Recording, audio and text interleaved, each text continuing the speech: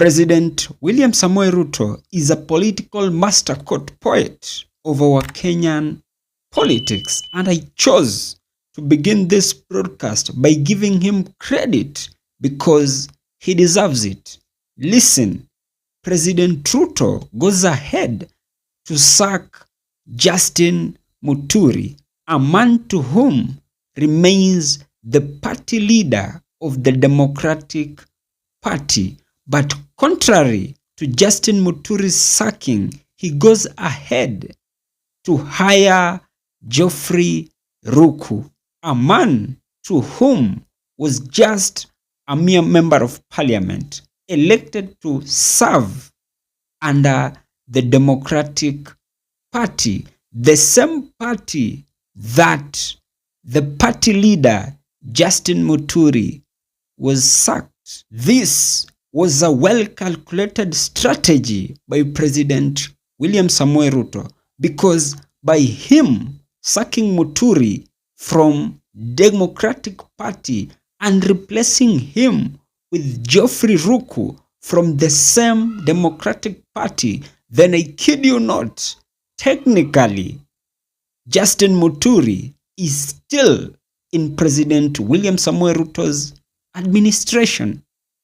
And that is why I began this broadcast by giving credit to President William Samoei Ruto. And of course, I gave credit to President William Samoei Ruto not because he is a performer, but rather because he is politically smart.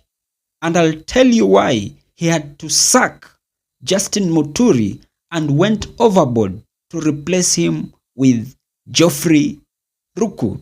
Listen, maybe President William Samoei Ruto fully understood Justin Muturi's ideological plans when he was very provocatively provoking him to be sacked. And this is because President William Samoei Ruto never sacked Justin Muturi when he needed to be sacked, due to the simple reason that Ruto knew pretty well had he sacked him by then automatically he would have fully enjoyed the sympathetic riders. So President William Samoei Ruto turned a blind eye against Justin Muturi. President William Samoei Ruto, having well mastered the art of timing, look at the time that he sacked Justin Muturi, exactly less than 2 weeks to his anticipated tour in the Mount Kenya region. And no sooner had he sacked Justin Muturi than he quickly hired Geoffrey Ruku. And from where I sit, I honestly see a string of possibilities that he is likely to use the sacking and hiring of Justin Muturi and Geoffrey Ruku respectively as a political tool in his anticipated tour in the Mount Kenya region to his own advantage. In his anticipated tour, I kid you not, just prepare for non-value added idioms like simliona nilifuta Muturi. Muturi si alikuwa ananisumbua kwa serikali, lakini si mnaona sijawaacha, nimechukua Geoffrey Ruku, nimempatia ile nafasi ya Muturi. Si mimi ni mngwana. Of course, those are likely to be the words that he is likely to use to lull the Mount Kenya residents with the sinister motive of regaining back the influence he had in Mount Kenya. And whether they are going to fall for President William Samoei Ruto's traps or not, that remains a wait-and-see situation. However, the only detriment that is likely to come along with the sacking and hiring of Justin Muturi and Geoffrey Ruku respectively is that it is likely to bring him more enemies in the Mount Kenya region than allies affiliated to his government. And I'm of this idea due to the simple reason that I see a string of possibilities that one Justin Muturi is likely to join the bandwagon of the Mount Kenya leaders in spreading the gospel of anti-Ruto slogans.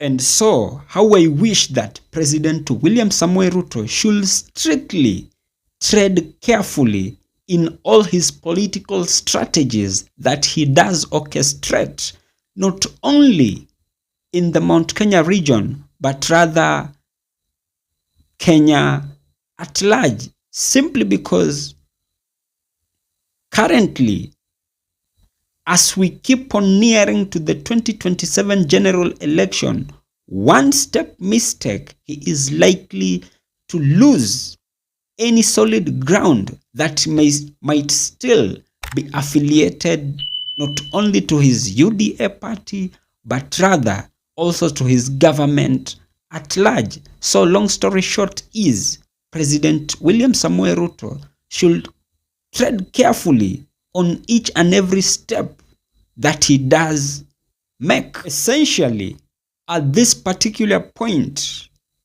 the only advice I will give to President William Samoei Ruto is that he should strictly leave aside campaigning or his meet the people tours in the entire country, but rather just choose just one project among his several agenda with the purpose of doing it in his level best, rather than him focusing on housing, SHA, SHIF, and all other projects that people were thinking that he will do.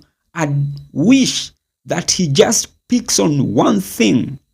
If it is infrastructure, let him give his best. If it shall be on housing, let him give his best. If at all it shall be on the universal health coverage, let him give his best and leave all the others.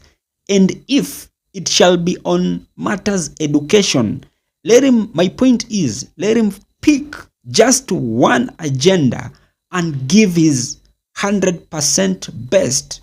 And of course, if so be the case and it materializes, then I kid you not, he will require not to campaign for a re-election come 2027. But anything contrary to that, I kid you not, no matter how many handshakes he make, no matter how many big projects he launches, come 2027, his downfall is likely to be imminent, because up to the time of this broadcast, I strongly believe there are some Uhuru projects to whom have never come to their finaltimate conclusion. So I honestly see no reason as to why he will have to keep on relaunching and launching his own when we have several projects that have never met their conclusion. And as I come to the finaltimate part of this episode, that has just been my opinion. If by any chance you do have a contrary opinion to mine, you can as well. Just feel free to drop them in the comment section and I'll give them a right of reply. And by any chance, if you have been watching my videos and you have not subscribed, you can as well. Just consider hitting on the subscribe button. Thank you and may God bless you.